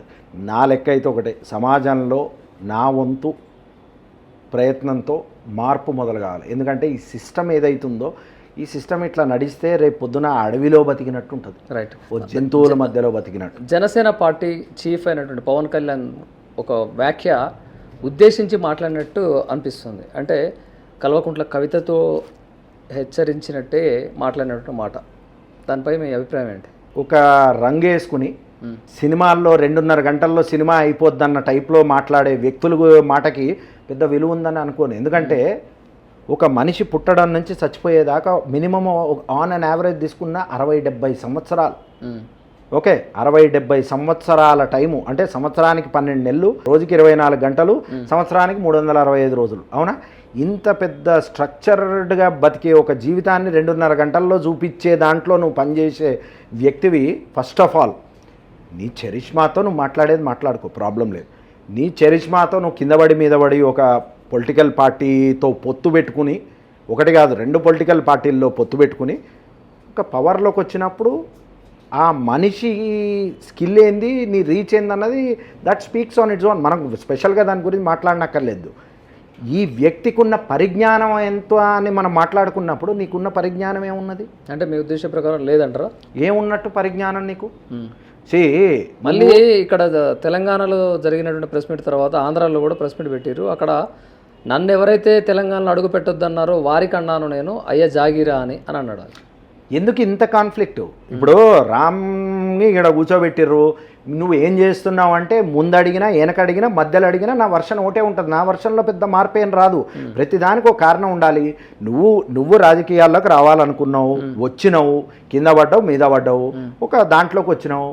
అట్లీస్ట్ హ్యావ్ సమ్ క్లారిటీ ఒక పొలిటీషియన్. ఎందుకంటే నిన్ను లక్షల మంది ఫ్యాన్స్ నువ్వు దేవుడుగా ఫాలో అయ్యేటోళ్ళు ఉన్నారు. రేపు పొద్దున్న దాంట్లో ఆల్మోస్ట్ 60-70% యంగ్స్టర్స్ ఉన్నారు. నువ్వు అడ్డగోలుగా మాట్లాడే మాటలు ఏమవుతాయంటే వాళ్ళను నువ్వు మిస్గైడ్ చేసినట్టు అవుతుంది. ఇప్పుడు నేను ఇక్కడ కూర్చుని ఒక బాధ్యతాయుతంగా నేను ఏ ప్రొఫైల్ పెట్టుకున్నా, ఒక అడ్వకేట్గా, ఓ సోషల్ యాక్టివిస్ట్గా, ఓ పొలిటీషియన్గా, లేకపోతే ఒక ఎన్ఆర్ఐగా నేను మాట్లాడినప్పుడు 10 మంది చూసి నన్ను చూసి అరే ఏం నేర్చుకున్నావు అనుకోవాలి తప్ప అడ్డగోలుగా ఏదో ఒకటి మాట్లాడదామంటే నీ పర్పస్ అయిపోయింది. నిన్ను ఫాలో అయ్యేటోళ్ళ పర్పస్ ఏంది? So there should be a clarity of thought. మాట్లాడేటోడికి అర్హత ఉండాలి. ఆ అర్హత లేకుండా అందనం ఎక్కిస్తే వాడు ఏమైనా మాట్లాడతాడు. యాజ్ ఏ అడ్వకేట్ మీరు చెప్పండి, తెలంగాణ ఆవిర్భావ దినోత్సవం రోజున తెలంగాణ నవనిర్మాణ సభ అనే టైటిల్ ట్యాగ్ తోటి అది ఎంతవరకు పరిజ్ఞానం ఉన్నట్టు జనసేన పార్టీ అధినాయకులకు? ఒక అయిపోయిన స్టోరీ. ఓకే, ఉద్యమం అయింది, ఉద్యమం తర్వాత రాష్ట్రం ఫామ్ అయింది. రాష్ట్రం 12 years అయిన తర్వాత నిన్న అమీర్పేటలో ఫైర్ అయింది. ఫైర్ ఇంజన్ రానికి ఎంతసేపు పట్టింది? ఆ రోడ్డు అంతా బ్లాక్. సరే, ఫైర్ ఇంజన్ లేట్ అయింది. Administrative system, law and order మొత్తం అదుపు తప్పి మొత్తం ఆ కూడలంతా బ్లాక్ అయిపోతే అసలు సిస్టమ్ ఉందా, చచ్చిపోయిందా? అసలు సిస్టమ్ ఉందా లేదా? సిస్టమ్ ఉంటే ఒక ఫైర్ యాక్సిడెంట్ అయితే ఫైర్ యాక్సిడెంట్ అవాయిడ్ కాలేదు. ఫైర్ యాక్సిడెంట్ అయిన తర్వాత ఇమీడియట్గా రెస్పాన్స్ టీమ్స్ కాలేదు. ఏదో రోబోట్ వస్తుంది, దాని అమ్మ మొగుడు వస్తుంది. పర్పస్ ఏంది? మంటలు ఆర్పడం, డ్యామేజ్ మినిమైజ్ చేయడం, అది ఒక సబ్జెక్ట్. దాని తర్వాత వందలాది మంది రోడ్ల మీద వాళ్ళ పని మీద పోయేటోళ్ళకి వాళ్ళ పనులన్నీ మానుకుని సిస్టమ్ మొత్తం కొలాప్స్ అయిపోయి మొత్తం ఎక్కడికక్కడ ట్రాఫిక్ జామ్ అయిపోయే పరిస్థితి వచ్చిందంటే అసలు ఇక్కడ సిస్టమ్ లేదు నాయనా. ఇప్పుడు నువ్వు తెలంగాణ నవనిర్మాణ సభ నవనిర్మాణం అని పవన్ కళ్యాణ్ అన్నాడు. నువ్వు అదే చెప్తున్నా, నువ్వు ఆ సబ్జెక్టు మాట్లాడే బదులు, ఎందుకంటే అరిగిపోయిన రికార్డు 10 సార్లు తిప్పే బదులు నిజంగా ఉన్న ప్రాబ్లమ్స్ గురించి మాట్లాడు. ఓకే, రాష్ట్రం వచ్చింది, నిర్మాణం గురించి నువ్వేం చేసినావో చూసినాం, ముందోళ్ళు ఏం చేసారో అందరు చూసిందే. కనీస వసతులు లేకుండా ఒక వర్షం పడితే సిటీ మునిగిపోతుంది, ఒక గట్టిగా గాలి వస్తే హోర్డింగులు చెట్లు కూలిపోతున్నాయి, ఏదైనా ఒక ధర్నా జరిగితే మొత్తం ట్రాఫిక్ జామ్ అయిపోతుంది, రోడ్లు లేవు, ఒక వ్యవస్థ లేకుండా పనిచేస్తున్న సిస్టమ్ ఛాలెంజ్ చేయి. ఏదో రేపు నాకు పవర్ ఇస్తే నిర్మాణం అవసరం లేదు, అందరు పవర్ ఇస్తే నిర్మాణం చేస్తామనే పవర్లోకి వస్తున్నారు. వీళ్ళందరూ ఫెయిల్ అవ్వడం వల్లే సిస్టమ్ జరిగినప్పుడు నువ్వు కొత్తగా నవ నిర్మాణం చేయనక్కర్లే, ఉన్న నిర్మాణంలో బొక్కలు లేకుండా చూస్తే నవ నిర్మాణం. జనసేన పార్టీ నాయకులు కొంతమంది జర్నలిస్టుల పైన అనుచిత వ్యాఖ్యలు చేశారు. దీనిపైన మీరు యాజ్ అడ్వకేట్గా మీకున్నటువంటి పరిజ్ఞానం, రాజకీయ అనుభవం కావచ్చు, సమాజం పట్ల మీకు ఉన్న స్పృహ కావచ్చు, ఏం చెప్తారు వాళ్ళ గురించి? అంటే యథా రాజా తజా ప్రజ అని ఒక సామెత ఉంటుంది. ఓకే, రాజు ఎట్లున్నాడు కిందోడు అట్టనే ఉంటాడు, నా వెనకాల తిరిగేటోడు నాలాగే ఉంటాడు కదా. అట్లా ఇప్పుడు ఎవరైతే మీ అధినేత ఉన్నాడో ఆయనే అడ్డగోలుగా మాట్లాడుతాడు. ఆయన ఇక్కడో మాట అక్కడో మాట, మాట్లాడిన మాటకి సంబంధం లేకుండా ఎవడబ్బా జాగీరి ఎవరయ్యా, ఎందుకురా అయ్యా ఇవన్నీ, ఎందుకు ఈ సొల్లంతా? నువ్వు యూత్కి ఏం మెసేజ్ ఇస్తున్నాం మనం? ఎవడి దగ్గర పోయి వాడి దగ్గర పోయి ఎవడబ్బా జాగీర్ అని అడుగుతామా? లేదంటే ఏదైతే ఆంధ్ర తెలంగాణ సెపరేషన్ సబ్జెక్ట్ ఉండేనో దాని బేసిస్గా తెలంగాణ ఫామ్ అయిపోయిన తర్వాత 12 సంవత్సరాల తర్వాత మళ్ళీ ఆ సబ్జెక్ట్ని లేపి దాని నుంచి క్యాష్ చేసుకోవడం అన్నీ మాట్లాడే ఒక అధినేత కింద పనిచేసే క్యాడరు అంతకన్నా అందంగా మాట్లాడుతుందా? తెలంగాణ ఉద్యమంలో కీలక పాత్ర పోషించిన గద్దర్కి నేను బండి కొనిచ్చిన, బతుకున్నప్పుడు ఏం చేసిరా మీరంతా అని కూడా ఇలాంటి మాటలు మాట్లాడిండు. తెలంగాణలో ఉన్నటువంటి ప్రజానికం అందరూ కూడా చిన్నపుచ్చుకున్నారు. అంటే ఆయన మాట్లాడిన వ్యాఖ్యలకి బాధపడేటువంటి పరిస్థితి. అంటే ఇప్పుడు గద్దర్ అన్న నాకు కూడా అత్యంత సన్నిహితుడు. ఆయన అడిగిండా నువ్వు కొనిచ్చినావా? నువ్వెందుకు కొనిచ్చినావు? ఆయన ఏ కాంటెక్స్లో అడిగిండో, లేని వ్యక్తి మీద పెట్టి మాట్లాడే వాళ్ళ మాటలకి నా దృష్టిలో విలువైతే లేదు. నువ్వు నీ పబ్బం గడుపుకుందికి నీ స్టేట్మెంట్ చేయడానికి లేని వ్యక్తి గురించి జనరల్గా మాట్లాడు. ఓకే, రెండోది వాళ్ళ ఆ రోజు నేను బండి కొనిస్తే తప్ప లేదన్న స్టేట్మెంట్ని నేను రెండో రకంగా చెప్తా.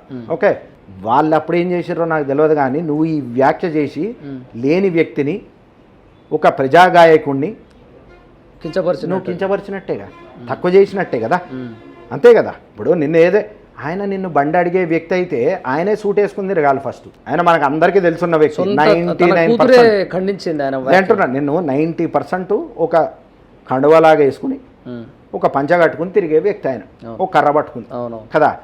ఎవరైనా గద్దరన్న అంటే అదే ఆలోచన వస్తుంది. నువ్వు అట్లాంటి ఆయన కారు కొనిచ్చినా, నేను కారు అడిగిండు కారు కొని, ఇదంతా సమంజసం కాదు. It doesn't make any sense.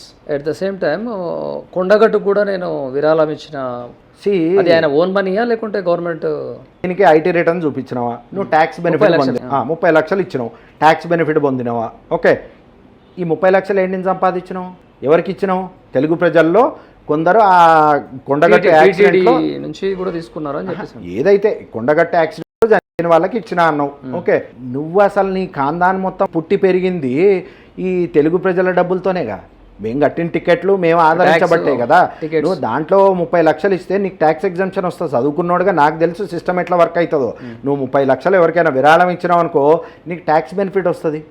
Okay, ఇప్పుడు నువ్వు రేపొద్దున నీ స్వచ్ఛంద సంస్థ నుంచో నువ్వో, ఇప్పుడు మనం ఉన్నాం ఓ గుడికి విరాళం ఇస్తే ట్యాక్స్ బెనిఫిట్ కామన్ మ్యాన్కే వస్తుంది. నువ్వు 30 లక్షలు ఇచ్చినప్పుడు నీకు ట్యాక్స్ బెనిఫిట్ ఏమొచ్చిందని మేము అడుగుతలేం కదా. నువ్వు ఇస్తే ఇచ్చుండొచ్చు, వీ అప్రిషియేటెడ్. కానీ నువ్వు ప్రజలకి చేయడానికి ఒక ఆపర్చునిటీ నీకు ఇంత ఇచ్చి ఈరోజు నిన్ను ఒక డిప్యూటీ సీఎంగా కూర్చోబెట్టిన తెలుగు ప్రజలకి నువ్వు ఇచ్చిన దాన్ని వెలగడితే మరి మేము ఇచ్చిన దాన్ని ఎంత వెలగట్టాలంటావు? రైట్, చివరిగా ఒక క్వశ్చన్. టీఆర్ఎస్ పార్టీ అని కల్వకుంట్ల కవిత పేరు పెట్టారు. అయితే ఎవరైనా కొత్త పార్టీ పెట్టినప్పుడు ఎన్నో పేర్లు ఉంటాయి. అంతకుముందు తెలంగాణ జాగృతి అనే పేరు మీద ఆర్గనైజేషన్ నడిపినటువంటి వ్యక్తి. ఏంటి టీఆర్ఎస్ అనేది ఫ్రేమ్ మీదకి తీసుకురావడం, దీన్ని ఎలా చూడవచ్చు? యాజ్ ఏ ఇంటెలెక్చువల్గా, అడ్వకేట్గా మీకున్నటువంటి అంటే ఇవన్నీ ఒక క్వాలిఫికేషన్ అయితే ఆ పార్టీ బేసిక్ ఫండమెంటల్ మీద పనిచేసినోడుగా, దగ్గరగా చూసినోడుగా, దాని మీద వర్క్ చేసిన వ్యక్తిగా మీకు ఒకటి చెప్తా. తెలంగాణ ప్రజా జాగృతి అన్నది ఫస్ట్ ప్రిఫరెన్స్. ఒక ఎలక్షన్ కమిషన్కి ఒక కొత్త పార్టీ పేరు కోసం రిక్వెస్ట్ చేసినప్పుడు మీరు ఒక 5 ఆప్షన్స్ ఇవ్వాల్సి ఇవ్వండి. మనం కూడా అదే భాగంగా ఒక 5 ఆప్షన్స్ ఇచ్చినాం. ఎవరైనా ఏమని అనుకుంటారు, ఫస్ట్ది వస్తుంది, సెకండ్ది వస్తుంది, అంతేగాని థర్డ్ది వస్తుంది, ఫోర్త్, ఫిఫ్త్. ఫస్ట్ సెకండ్ ఒక పర్టికులర్గా ఒక న్యూమరాలజీ ప్రకారం కూడా చేసుకుని పెట్టుకున్నాం. నిజంగా చెప్పాలంటే తెలంగాణ ప్రజా జాగృతి ఒక రకంగా నిజంగా కలిసి వస్తుంది అనుకుని పెట్టుకున్నాం మనం. ఇప్పుడు దీని వెనకాల దుష్టశక్తులు పనిచేసినాయి. అది రాకుండా వాళ్ళ ప్రయత్నం వాళ్ళు చేసిర్రు. రెండోది కూడా రాకుండా ప్రయత్నం చేసిర్రు. వాళ్ళ బ్యాడ్ లక్ మేము అనుకోని గుడ్లకు ఆ మూడో పేరు వచ్చింది. మూడో పేరు టీఆర్ఎస్ అని ఎక్కడ రాసి పంపించలే మనం. తెలంగాణ రక్షణ సేన అని రాసుకున్నాం మనం. తెలంగాణ రక్షణ సేన పార్టీ యాక్చువల్గా చూస్తే, అవునా? ఇప్పుడు కొన్నిసార్లు లక్ మన ఫేవర్లో మనం వద్దన్నా వచ్చి తగులుతుంది. అట్లా మాకు ఆ అదృష్టం వచ్చింది. 3, 4, 5 పేర్లు క్యాజువల్గా రాసి పంపించడం మాకు పవర్ఫుల్గా అనిపించింది. ఆ రోజు రాసిన రోజు టీఆర్ఎస్ ఎట్లాగా మాకు వస్తుందని రాసి అట్లయితే ఆర్డర్ ఆఫ్ ప్రిఫరెన్స్ ఫస్టే పెట్టుకుందాం. పని చేసినోడు కూడా ఒక కొన్ని ఫ్లెక్సీల మీద కింద అసోసియేషన్ అని చెప్పేసి ఏదో ఒకటి అంటే అయింది. అప్పుడు దానికి ఒక లాజిక్ ఉంది. ఇప్పుడు మనం అప్లికేషన్ చేసి అంత అయిన తర్వాత అసలు అన్నీ కరెక్ట్గా మనం ప్రాసెస్ ప్రకారం చేసి మనకున్న డెడ్లైన్స్ ప్రకారం మనం హైకోర్టులో రిట్ వేసుకుని మనకున్న దాన్ని బట్టి మనం పార్టీ పెట్టే టైం కల్లా మనకి డాక్యుమెంట్ రావాలి. ఓకే, అది ఎవరెవరైతే వెనకాల రాకూడదు, అసలు పార్టీయే రాకూడదని పనిచేసిర్రో, మనం అనుకున్న పేర్లు రాకూడదని, దీనివల్ల కొంచెం డిలే జరిగింది. ఈ డిలేలో భాగంగా ఏమైందంటే, ఇప్పుడు ఏదైతే మనం అనుకున్నది ఈ టీఆర్ఎస్ పార్టీ అని ఒకటి వస్తుంది అన్నది మనకు తెలుసు. కానీ ఎలక్షన్ కమిషన్ అనౌన్స్ చేయకుండా మనం అనౌన్స్ చేస్తే ఇట్స్ అగైన్. రెండోది, మనం ఇంత ఖర్చు పెట్టి అప్పో చేసి ఒక పార్టీ మనం స్టార్ట్ చేయాలి, అనౌన్స్ చేయాలని మనం డిసైడ్ అయ్యి వేలాది మంది ఎవరైతే ఆవిడ అభిమానులు ఉన్నారో వాళ్ళందరూ వెయిటింగ్ ఈ పార్టీ సభ కోసం అన్ని ప్రయత్నాలు చేసుకుని రెడీగా ఉంటే లాస్ట్ మినిట్లో డాక్యుమెంట్ రాకపోతే you need to have a strategy in place which will not effect the moral of the followers. Okay, వాళ్ళ ఇంట్రెస్ట్ కాపాడుకుంది కోసం మనం ఒక లాంచ్ అన్నది, సాఫ్ట్ లాంచ్ అన్నది చేయడం జరిగింది. రామచల్ల యాజ్ అడ్వకేట్గా రాబోయే రోజుల్లో కల్వకుంట్ల కవితని ఎలా చూడాలనుకుంటున్నారు? ఎలా తీర్చిదిద్దుతారు మీరు? తీర్చిదిద్దడానికి she has got built in qualities. కొత్తగా తీర్చిదిద్దేదేం లేదు. డెఫినెట్గా రామ్ అనే వ్యక్తి, I am always support network to అక్క ఉండబోతున్నాం. రేపొద్దున్న ఓన్లీ తెలంగాణకు కాకుండా, తెలంగాణ మెయిన్, ఒక నేషనల్ లీడర్గా అక్కను చూడాలనుకునేటోళ్ళల్లో ఇప్పుడు మీకు ఇంతకుముందు చెప్పిన ఎగ్జాంపుల్లో లాగా అనుకునే వేలాది మందిలో నేను ఒక్కడిని మాత్రమే. So I'm going to stand with her till the end. And ఆవిడ ఒక నేషనల్ ఫిగర్గా, ఒక నేషనల్ లీడర్గా, ఒక మెయిన్ విమెన్ రిప్రజెంటేషన్లో ఒక బలమైన లీడర్గా నుంచుంటే చూడాలని కోరుకునేటోళ్ళలో ముందు వరుసలు ఉంటాను నేను. ఒక సందర్భం వల్ల కాబోయే సీఎం నేనే అని కూడా చెప్పినటువంటి పరిస్థితి అవుతుందంటారా? Politics is all about equations. Okay, ఈ రోజు ఉన్నది రేపటికి ఉంటుందని లేదు, అవునా? రాజకీయం మారడమే ఇండియాకి అచ్చొచ్చిన సబ్జెక్ట్. ఓకే, రాజకీయం ఎట్లా మారుతుందో గెస్ చేయలేకపోవడం అన్నది ఇండియన్ పాలిటిక్స్కి పెట్టింది పేరు. టీఆర్ఎస్ పార్టీ డబ్బున్న వాళ్ళకి అవకాశాలు ఇస్తూ, వారికి బాధ్యతనిస్తూ పదవులు ఇస్తుందా, లేకుంటే పనిచేసేటోళ్ళకి పదవులు ఇస్తుందా మీకున్న సన్నిహితంలో? రామచల్లా అనేటోడికి పైసలు లేవు, పవరు లేదు. ఓకే, ప్లస్ ఏ రకంగా చుట్టము కదా ఆమెకి. ఓకే, నాలాంటోడు ఇప్పుడు మీ దగ్గరకు కూడా రామచల్లా అనేటోడు కవితకి వెనకాల ఉన్నాడు అన్న సబ్జెక్ట్ వచ్చిందంటే నాకు ఆ ఆపర్చునిటీ దక్కినట్టే. నా ప్రయత్నం కూడా ఏంటంటే, నేను కాదు నాలాంటి వాళ్ళు ఒక 100 మందిని ఉంచవాలి. అండ్ ఆ సిస్టమ్ ఎవరైతే మార్పు కోసం నుంచుంటున్నారో, ఎవరైతే ఇప్పుడు నేను సీఎం అవుతా అని చెప్పడం ఎట్లా చెప్పారో, యువత రాజకీయాల్లోకి రావాలి. ఇప్పుడు నాలాంటోడు కూడా ఒక రోల్ మోడల్గా, ఒక లీడర్గా ముందుండాలనుకున్నప్పుడు ఒక బలమైన లీడర్ ముందుంటేనే క్యాడర్ అంతా గట్టిగా ఉంటుంది. ఒక లీడరు మామూలుగా హల్కాగా ఉండి ఒక లీడరే ప్రతిదానికి పారిపోయిందంటే నడవదు. అలాంటి కాంటెక్స్ట్లో చూసినప్పుడు ఆవిడ ముందుండి నడపడంలో దెర్ ఇస్ నో డౌట్. ఎన్నో ఏళ్ల చరిత్ర కలిగినటువంటి Congress party, Bharatiya Janata party, national పార్టీలు ఇవి. ఇప్పుడు పెట్టిందేమో ప్రాంతీయ పార్టీ. ఎలా తాకిడి తట్టుకోగలుగుతుందో? అంటే ఒక ప్రాంతీయ పార్టీ లేదన్న దాంతోనే బీఆర్ఎస్ పవర్ కోల్పోయింది. ఓకే, ఇప్పుడు చాలామందిని అడిగితే విశ్లేషకులు కూడా ఏమంటారంటే, టీఆర్ఎస్ని బీఆర్ఎస్ చేయకుండా ఉండుంటే, ఓ నేషనల్ పార్టీగా మారకపోయి ఉండుంటే ఉనికి కోల్పోకపోయేదన్నది ఒక వాదన ఉన్నది. అలాంటప్పుడు ఒక ప్రాంతీయ పార్టీగా ఉండాలనుకుని, ప్రాంతీయ పార్టీ లేవు గనక దానికి ప్రత్యామ్నాయంగా టీఆర్ఎస్ వచ్చినప్పుడు డెఫినెట్గా జనాలు ఆదరిస్తారు. And again it all depends upon the work. Okay, ఏదో వచ్చినాం, టీఆర్ఎస్ పేరు వచ్చింది, లక్కీగా పేరు వచ్చింది, మేము పెట్టినాం, మేము నడుస్తామంటే ఎవడు చేయడు. నిజంగా మీరు కూడా ఇంతకుముందు చెప్పినట్టు ఇబ్బంది ఉందంటే అక్కడ నుంచుని పోరాడి దానికి ఒక సొల్యూషన్ కోసం ముందుకెళ్ళినప్పుడే you get an opportunity. Last question for you. The TRS last government KCR ఉన్నారు, ఇప్పుడు మళ్ళీ టీఆర్ఎస్ వచ్చింది. ప్రజలు ఈ కన్ఫ్యూజింగ్ సెనారీలు ఉంటారా ఉండరా? టీఆర్ఎస్ పెడితేనో లేకపోతే ఇంకొక పార్టీ పేరు పెడితేనో గెలవడం అన్నది రాజకీయంలో కాదు. ఓకే, రాజకీయాన్ని దగ్గరగా ఒక విశ్లేషణ చేసినోడుగా, ఒక క్లియర్ కట్ అండర్స్టాండింగ్ ఉన్నోడుగా చెప్తున్నా. పార్టీ పేరుతోనో లేకపోతే పార్టీ ఏదో చెప్పిందనో ఓట్లు వేయరు. జనాల్ని మీరు కనెక్ట్ అవ్వగలగాలి. మీ ఒక లీడర్ కనెక్ట్ అయ్యి ఒక లీడర్ వాదనని జనాలు యాక్సెప్ట్ చేసిన రోజు మాత్రమే you can get elected in politics. Right, thank you. ఇది చూస్తున్నాం, ప్రముఖ అడ్వకేట్, పాలిటిక్స్లో కూడా చురుకుగా పనిచేస్తున్నటువంటి రామచెల్ల రాబోయే రోజుల్లో కల్వకుంట్ల కవితని ఉన్నతమైనటువంటి పొజిషన్లో చూడాలి అని సంకల్పం అయితే గట్టిగా అనుకుంటారు. వారి సంకల్పం నెరవేరాలని ఆశిద్దాం. మరో గెస్ట్ మేము ముందుట చూస్తూనే ఉండండి దార్వి టీవీ. నేను మీ గంగాధర్. నమస్తే.